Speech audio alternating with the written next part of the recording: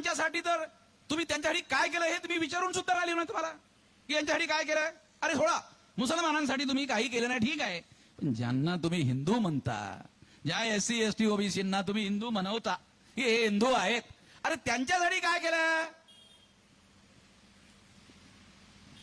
नाही. मुसलमानांपासून आम्ही त्यांना वाचवलं. म्हणजे काय मुसलमान काय वाघ आहेत ते खातात यायला काय, म्हणजे मुसलमानांपासून वाचवलं म्हणजे काय ते खातात काय. तेव्हा कुठलंही काम फक्त मुसलमानांची भीती दाखवायची. काय भीती दाखवतात? मुसलमान 2-2, 3-3, 4-4 लग्न करतात.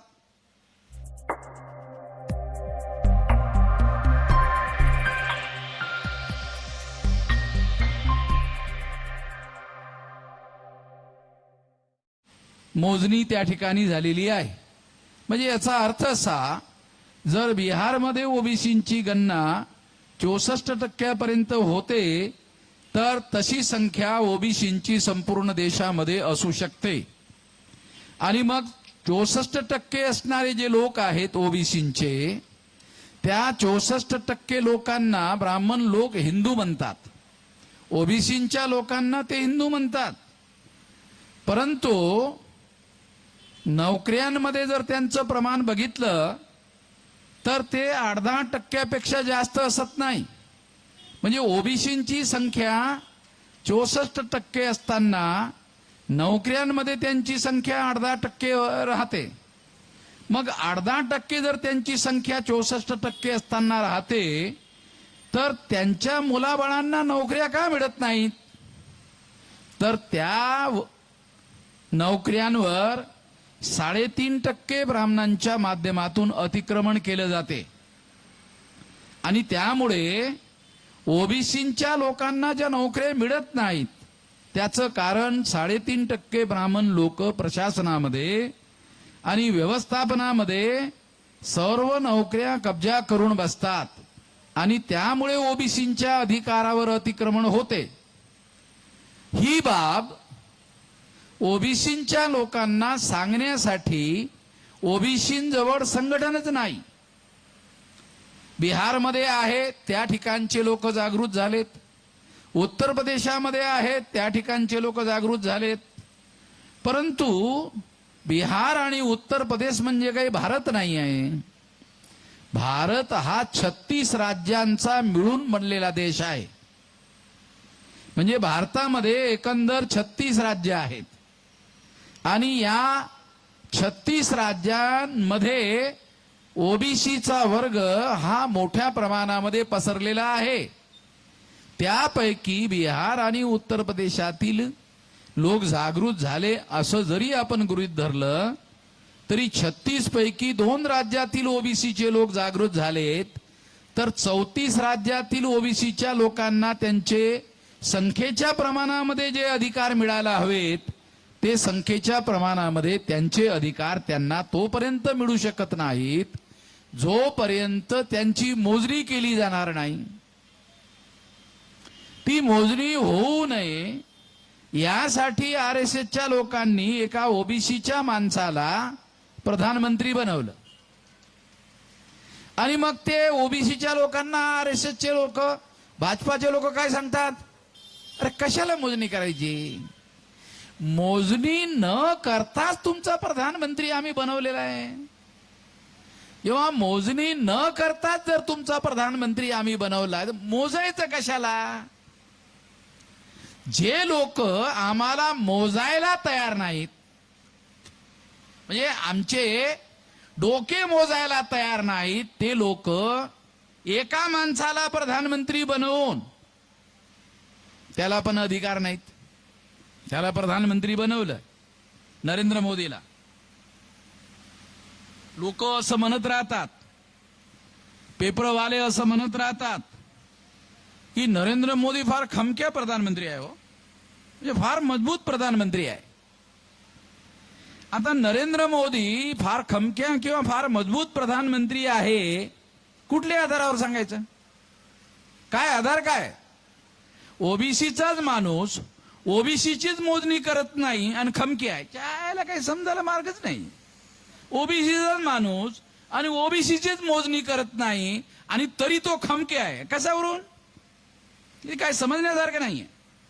ओबीसीचा माणूस असता आणि त्यांनी मोजणी केली असती आणि ती मोजणी ब्राह्मणांना नाराज करून केली असती आणि ब्राह्मणांनी मोठ्या प्रमाणामध्ये नाराजी होऊन जर नरेंद्र मोदीला शिव्या घातल्या असत्या आणि शिव्या घालूनही जर नरेंद्र मोदी मजबूतीनं प्रधानमंत्री पद राहिला असता, मग म्हणता आला आता हा खमक्या प्रधानमंत्री आहे, आता हा मजबूत प्रधानमंत्री आहे. पण जे मुस्लिम लोक आहेत, कमजोर लोक आहेत, त्यांच्या लोकांना मारपीट करणे, त्यांच्या लोकांमध्ये दहशत निर्माण करणे, त्यांना भीती निर्माण करणे आणि त्यांना कुठल्याही प्रकारचे अधिकार मिळू नयेत म्हणून प्रधानमंत्र्यासारख्या व्यक्तींनी मोठमोठ्या जाहीर भाषणामध्ये त्या लोकांच्या नावानं विरोध करणे आणि त्यांना म्हणणे की काँग्रेसचे लोक त्यांना 15% कायदा बनवून रिझर्वेशन देऊ इच्छितात. आता जर समजा मुसलमानांची संख्या 15% असेल समजा आणि त्या 15% लोकांना जर भारत सरकार आणि राज्य सरकारांच्या नोकऱ्यांमध्ये 15% नोकऱ्या त्यांना दिल्या गेल्यात किंवा मिळाल्यात तर ते दुसऱ्या कुणाच्याही अधिकारावर अतिक्रमण करत नाहीत. मग जर अतिक्रमण करत नसताना तुम्ही त्या लोकांना त्यांचे अधिकार द्यायला विरोध करता आणि जेव्हा प्रधानमंत्री बनण्याच्या अगोदर तुम्ही घटनेची आणि संविधानाची शपथ घेता की संविधानानुसार मी कार्य करेन, पण भारतीय संविधान कुठल्याही जाती धर्माच्या आधारावर भेदभाव करायला मनाई करते. कुठल्याही खासदाराला, कुठल्याही आमदाराला, कुठल्याही मंत्र्याला, कुठल्याही प्रधानमंत्र्याला शपथ घेतल्यानंतरच मंत्री बनता येते, शपथ घेतल्यानंतरच आमदार खासदार होता येते. का? तर तो शपथ का घेतो? घटनेनुसार मी कार्य करेन यासाठी मी शपथ घेतो घटनेची.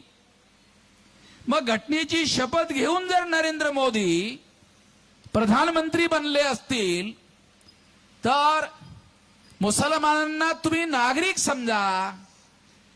भारताचं संविधान काय म्हणते?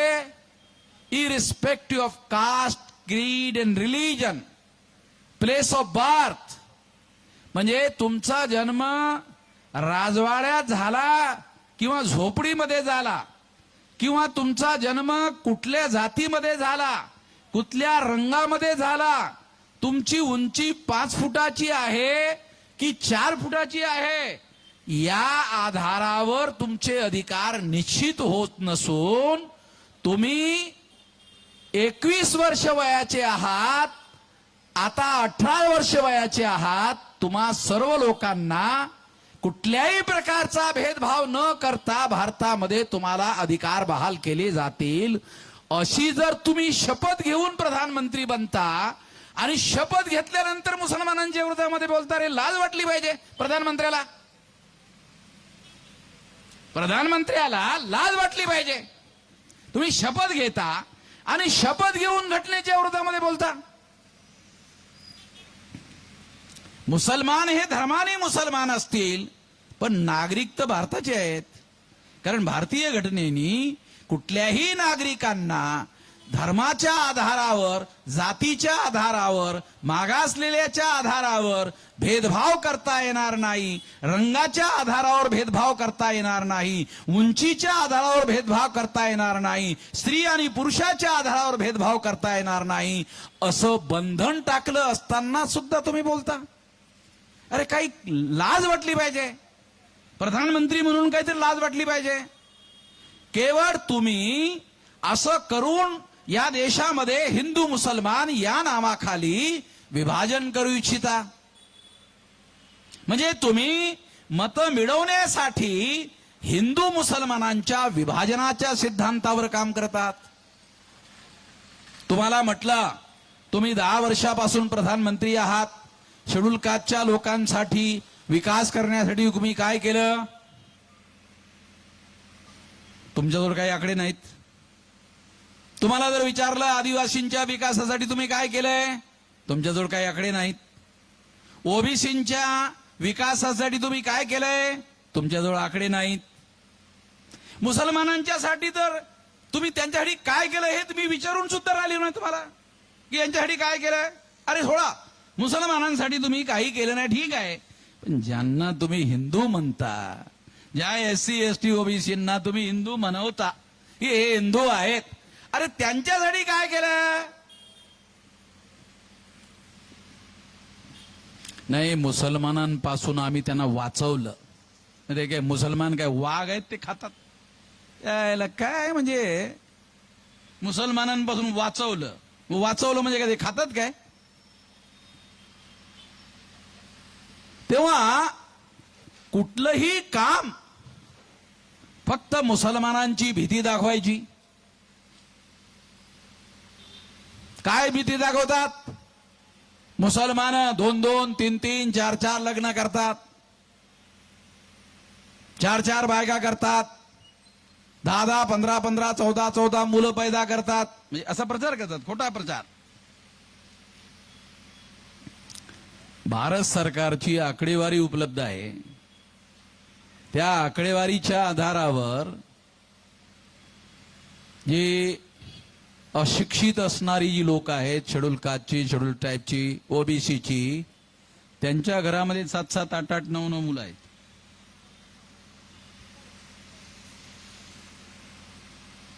आता इतक्यामध्ये शिकलेले लोक जे आहेत ते थोडंसं मुलं बाळ जरा कमी पैदाला घालतात. गावामध्ये त्यांना विचारा कशाला ही संख्या वाढून राहिले, ते म्हटले ते 8-10 वर्षाचं झालं की कमाई करते. गावामध्ये असं बोललं जातं नाही, काल्पनिक गोष्टी सांगितलं तुला. म्हणजे ह्या गोष्टी काल्पनिक नाही सांगून राहिलो. गावामध्ये लोक म्हणजे 8-10 वर्ष झालं की कमाई सुरू करते. म्हणजे आम्हाला घरामध्ये जे आम्ही मुलं पैदा करतो ते रोजगाराचं साधन आहे. जेवढे घरामध्ये 8-10 असतील सर्वचे सर्व कामाला जातात. शेतीमध्ये कामासाठी काही 18 वर्षाचं वय असणं आवश्यक नाही, शहरामध्ये 18 वर्षाचं वय पाहिजे. तेव्हा मुसलमानांच्या घरामध्ये जास्त संख्या पैदा घातली जाते. भारत सरकारची जे आकडेवारी आहे रेकॉर्डमध्ये, त्यामध्ये मुसलमानांच्या घरामध्ये जेवढी संख्या नाही त्यापेक्षा SC ST ओबीसीच्या लोकांच्या घरामध्ये संख्या आहे. ह्याचे आकडे भारत सरकारच्या रेकॉर्डमध्ये उपलब्ध आहेत. मग हे सर्व आकडे नरेंद्र मोदीला माहीत असताना, प्रधानमंत्री आहे त्यांना माहीत नाही असं म्हणता येत नाही. मग माहिती असताना खोटा प्रोपगंडा आणि खोटा प्रचार का करतात? खोटा प्रचार करतात, खोटा प्रोपगंडा करतात. आणि खोटा प्रोपगंडा का करतात?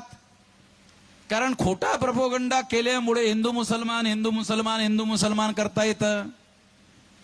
कारण SC ST ओबीसीचे लोक काही बीजेपीला मतदान द्यायला तयार नाहीत. लक्षात घ्या, SC ST ओबीसीचे लोक SC ST ओबीसीच्या नावावर काही बीजेपीला मतदान द्यायला तयार नाहीत. पण त्याच SC ST ओबीसीला जर हिंदू बनवलं आणि त्यांना सांगितलं की तुमचा शत्रू मुसलमान आहे,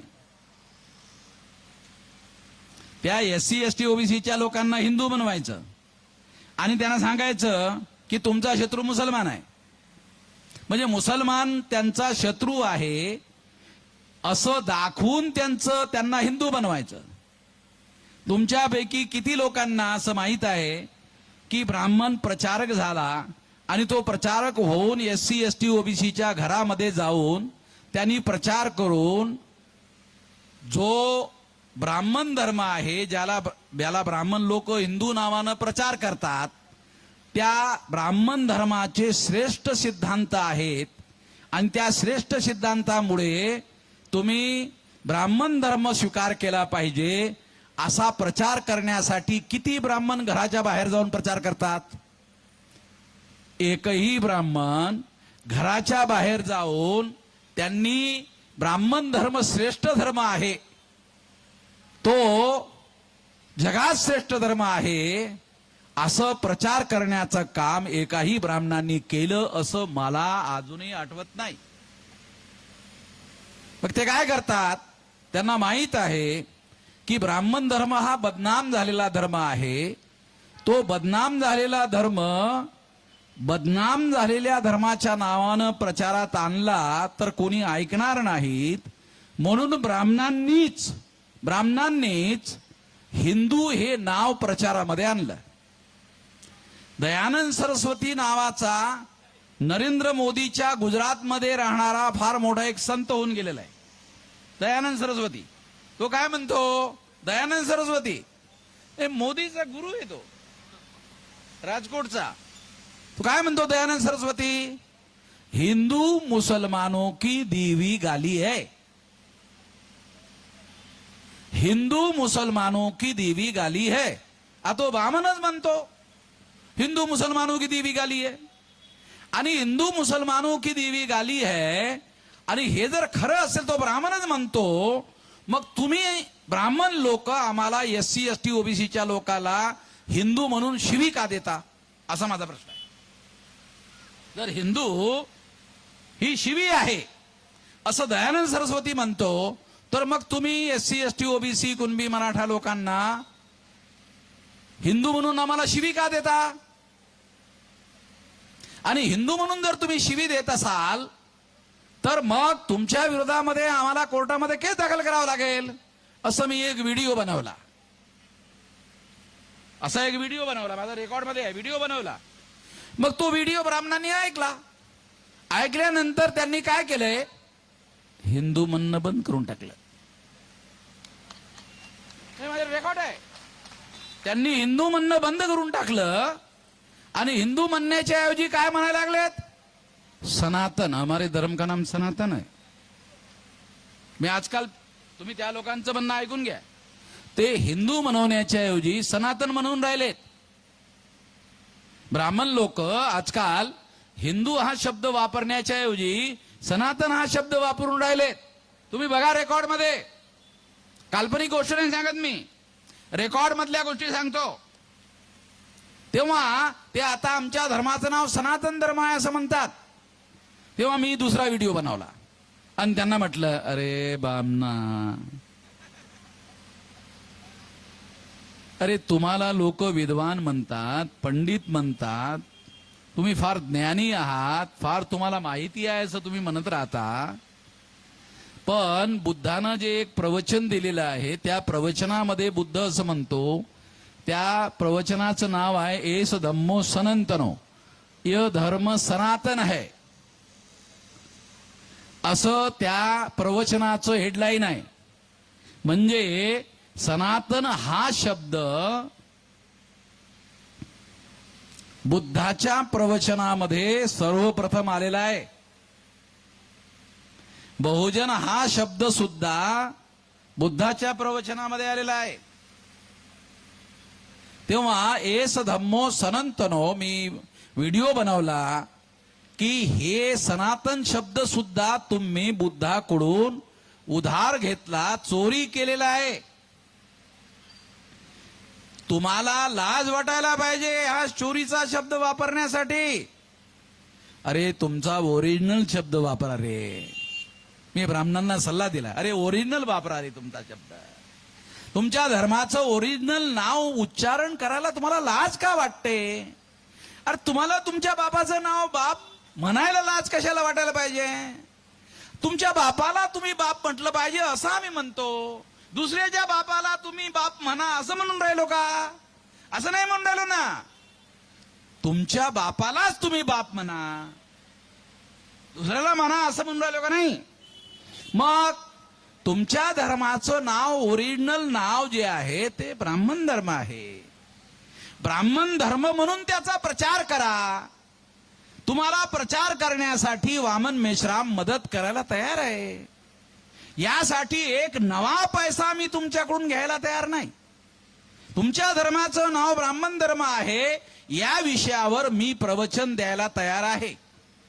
तुम्ही असं म्हणाल तो हे अरे वामन मेश्राम शूद्र माणूस, त्याला प्रवचनाचा अधिकार कसा देता येईल? तो तर ब्राह्मणांसाठी रिझर्व असलेला अधिकार आहे. पण ब्राह्मणापेक्षा मला चांगलं बोलता येते ना. चांगलंच नाही तर खरं नुसतं बोलता येते, बरं बोलता येते, खरं बोलता येते, पुराव्यासहित बोलता येते, तेव्हा बोलू दिलं पाहिजे. हा जुना तुमचा जमाना आता राहिला नाही. 26 जानेवारी 1950ला भारतामध्ये घटना लागू झालेली आहे आणि त्यानुसार सर्व माणसं भारतीय घटनेनी समान घोषित केलेली आहेत. तुमच्या मनुस्मृतीला हद्दपार करण्यात आलेला आहे. आता भारतीय घटना लागू झालेली आहे. तुमच्या डोक्यामध्ये याचा प्रकाश पडू द्या. तेव्हा यानुसार मी तुम्हाला मदत करू शकतो. मी तुमच्या ब्राह्मण धर्माचा ब्राह्मण धर्म म्हणून प्रचार करायला तयार आहे. त्यासाठी मला एक नवा पैशाची मदत मला नको आहे. ब्राह्मण लोकांना मी असा सल्ला दिला, मग त्यांचं काय मन पडलं? त्यांचं मत असं पडलं असू शकते, असा अंदाज करता येऊ शकते की वामन मेश्रामनी सांगितलेला सल्ला जर स्वीकार केला तर ब्राह्मणांची संख्या 3.5%. मग आपण ब्राह्मण आहोत आणि त्या ब्राह्मण धर्माचे आहोत, या गोष्टीचा जर आपण प्रचार सुरू केला तर दुसरे SC ST OBC चे लोक असं म्हणतील की तुम्ही ब्राह्मण धर्माचे लोक आहात, तुमचा धर्म वेगळा आहे, आमचा वेगळा आहे. त्यामुळे काय होईल की ब्राह्मणांची संख्या 3.5% होईल आणि मग 3.5% संख्येच्या आधारावर आपल्याला ग्रामपंचायतीमध्ये पंच सुद्धा निवडून आणता येणार नाही आणि ग्रामपंचायतीचा सरपंच सुद्धा बनवता येणार नाही. जर गावातला सरपंच जर आपल्याला बनवता आला नाही तर देशाचा प्रधानमंत्री कसा बनवता येईल? बनवता येणार नाही. म्हणून देशाचा प्रधानमंत्री बनवण्यासाठी आपल्याला ह्या लोकांना जरी दयानंद सरस्वती म्हणत असलेत की हिंदू मुसलमानांनी दिलेली शिवी आहे, तरी आपण ह्या लोकांना हिंदू म्हटलं पाहिजे. आणि ह्या लोकांना जर राग येत असेल तर त्यांना सनातन म्हटलं पाहिजे. परंतु ह्या लोकांना आपल्या धर्माच्या बाहेर जाऊ द्यायला नको. एक लक्षात ठेवा, ब्राह्मणांचा धर्म आणि या देशातील मूळ निवासी असणाऱ्या लोकांचा धर्म हा एक नाही आहे. ब्राह्मण धर्म वर्णव्यवस्थेला मानतो. वर्णव्यवस्थेमध्ये 4था वर्ण शूद्र आहे, ज्याला आजच्या तारखेला OBCचे लोक म्हटलं जातात. त्यांना अधिकार वंचित करण्याचं काम केलंय. त्याचबरोबर या धर्मामुळे अनेक कोटी लोक हे अस्पृश्य बनवण्यात आले.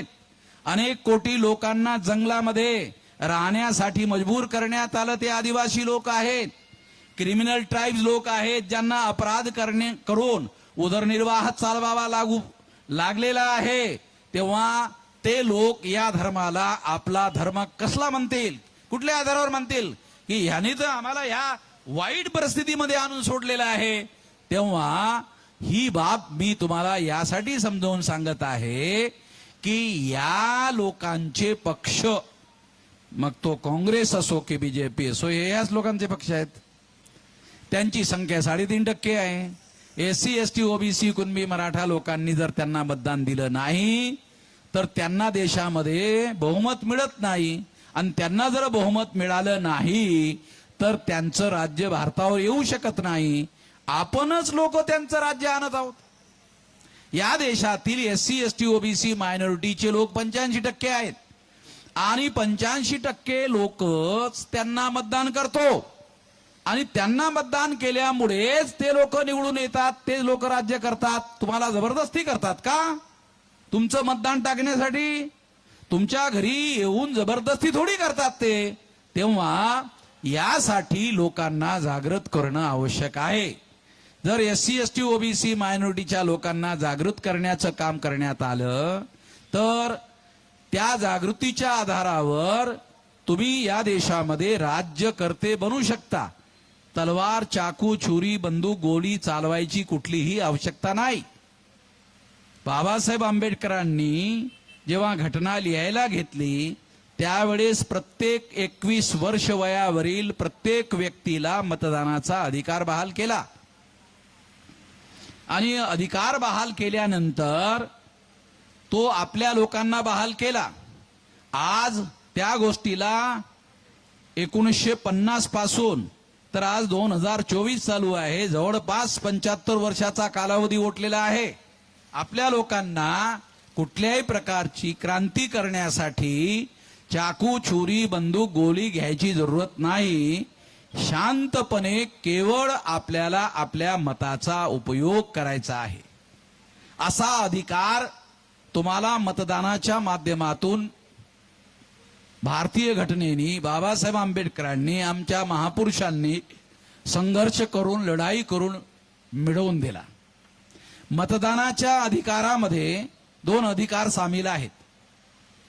आमच्या लोकांना, शिकलेल्या लोकांना सुद्धा माहित नाही म्हणून सांगून राहिलो. अशिक्षित लोकांना माहितच नाही, शिकलेल्या लोकांना माहित नाही.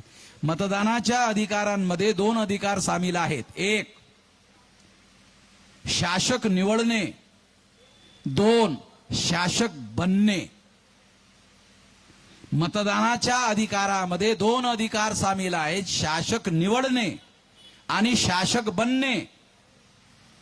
तर 82 पर्यंत म्हणजे 84 पर्यंत आपल्या लोकांनी दुसऱ्याला शासक निवडण्याचं काम केलंय आणि 84 ला मान्यवर कांशीरामजींनी बहुजन समाज पार्टी बनवली. आणि त्या वेळेस त्यांनी भाषण करताना सांगितलं की यापूर्वी तुमच्याजवळ पर्याय नव्हता, आता हा बहुजन समाज पार्टी हा पर्याय तुम्हाला देण्यात आलेला आहे. आजपर्यंत तुम्ही दुसऱ्या लोकांना शासक निवडण्याचं काम केलंय, परंतु तुम्ही इथून पुढं दुसऱ्या पक्षाच्या लोकांना शासक निवडण्याचं काम करू नका. हा पक्ष मी तुम्हाला शासक बनवण्यासाठी बनवलेला आहे. शासनकर्ती जमात बनणे हे आमचं उद्दिष्ट आहे, हे जे बाबासाहेब आंबेडकर म्हणाले होते, त्यासाठी हा पक्ष मी बनवलेला आहे. असं कांशीरामजींनी 84 ला सांगितलं की शासनकर्ती जमात बनवण्यासाठी मी हा पक्ष बनवला. आणि त्यांनी असं केवळ घोषित केलं नाही, तर उत्तर प्रदेशासारख्या सर्वात मोठ्या राज्याचं मायावतीला 4 वेळेला मुख्यमंत्री बनवलं. म्हणजे ते तुम्हाला फक्त सांगत नाही राहिलेत असं केलं पाहिजे, असं करून दाखवलंय. करून कसे तरी दाखवलंय, हे आम्ही असं करू शकतो यावरच आमच्या लोकांचा विश्वास नाहीये. आपला राज्यकर्ता आपण या देशामध्ये निवडू शकतो. अरे 100 पैकी 85 मतं आमची आहेत. मागच्या लोकसभेच्या निवडणुकीमध्ये नरेंद्र मोदीला 37.7% मतं मिळाली. 37.7% मतावर नरेंद्र मोदींनी 303 जागा जिंकल्यात. आपल्या SC, ST, OBC मायनॉरिटींची मतं किती? 100 पैकी 85. मोदींनी त्यापैकी 37.7% मिळवलेत आणि तो देशाचा प्रधानमंत्री 303 जागेवर झाला. म्हणजे 37.7% मतावर 303 जागा मोदींनी मिळवल्यात. आपण का नाही मिळू शकत? जे मोदींनी मिळवलंय ते आपण का नाही करू शकत? आणि प्रधानमंत्री बनवण्यासाठी 303 जागाची सुद्धा जरूरत नाहीये, 272 जागांची जरूरत आहे. 543 पैकी 272 जागा जर तुम्ही मिळवल्यात तर तुम्हाला साधं बहुमत मिळते आणि साध्या बहुमताने तुम्ही या देशाचा प्रधानमंत्री निवडू शकता. 272 आणि 272 544 जागा 543 आहेत.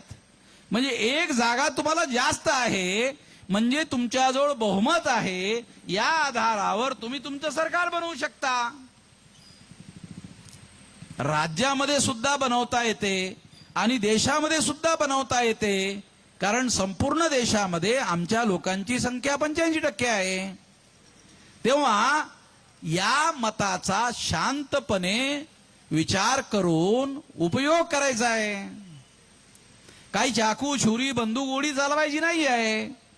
तलवारी चालवायच्या नाही आहेत, हत्यारं चालवायची नाही आहेत, हिंसा करायची नाही आहे, काहीही करायचं नाही, शांतपणे लाईन लावून मतदान द्यायचं आहे. आपण अशा पद्धतीनं schedule caste, schedule tribe, OBC आणि मायनॉरिटी या 4 मोठ्या सामाजिक समूहांची संख्या 85% आहे आणि निवडणुका जिंकण्यासाठी 37.7% मतं मोदीला मागच्या वेळेस मिळालीत. आणि ट्रायअँगल जर निवडणुका होत असतील, ट्रायअँगल म्हणजे BJP versus Congress, Congress versus BJP, हे 2 अँगल आहे. आणि आपण जर ट्रायअँगल मध्ये तिसरा पक्ष उभा केला तर या 3 लोकांनी मिळून जर सक्षमपणे निवडणुका लढवल्यात तर त्यासाठी केवळ 33-34% मताची जरूरत आहे. 33-34% जर मतं तुम्हाला मिळवली तर तुम्हाला तुमचं बहुमत मिळवता येते आणि त्या पद्धतीनं आपल्याला सरकार बनवता येऊ शकते. तेव्हा त्यासाठी आपण काय केलं पाहिजे? शेड्यूल कास्टच्या बहुसंख्य लोकांमध्ये जाऊन जागृती केली पाहिजे की तुम्हाला चाकू, छुरी, बंदूक, गोली काही चालवायची नसून फक्त मतदानाचा उपयोग करायचा आहे.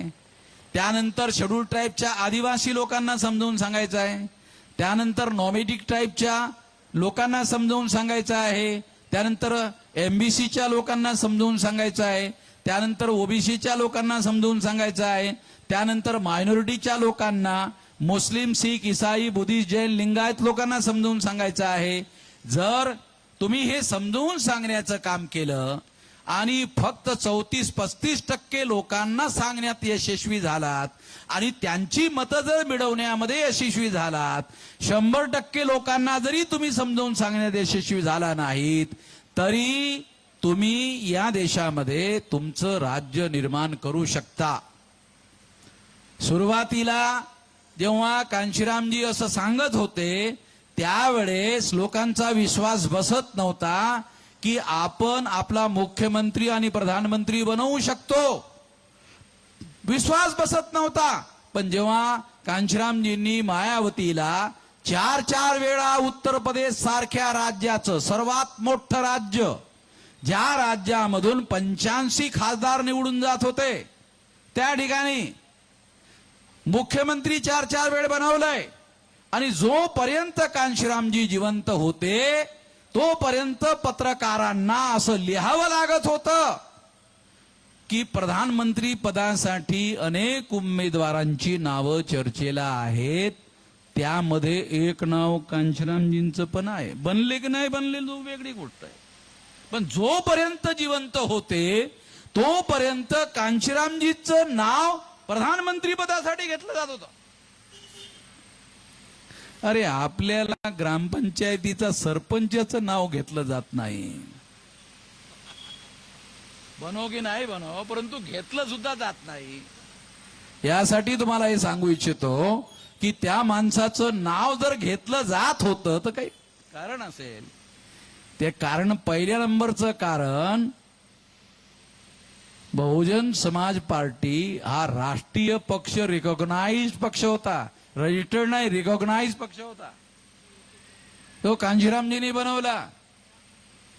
कांशीरामजींनी बनवून ते सिद्ध केलं. मायावतीने काय केलं ते आपल्या समोर आहे, त्याच्यावर मी काय बोलत नाही. तोंड खराब वाटतंय, तेव्हा तोंड खराब करण्यासाठी मी काय बोलायला तयार नाहीये.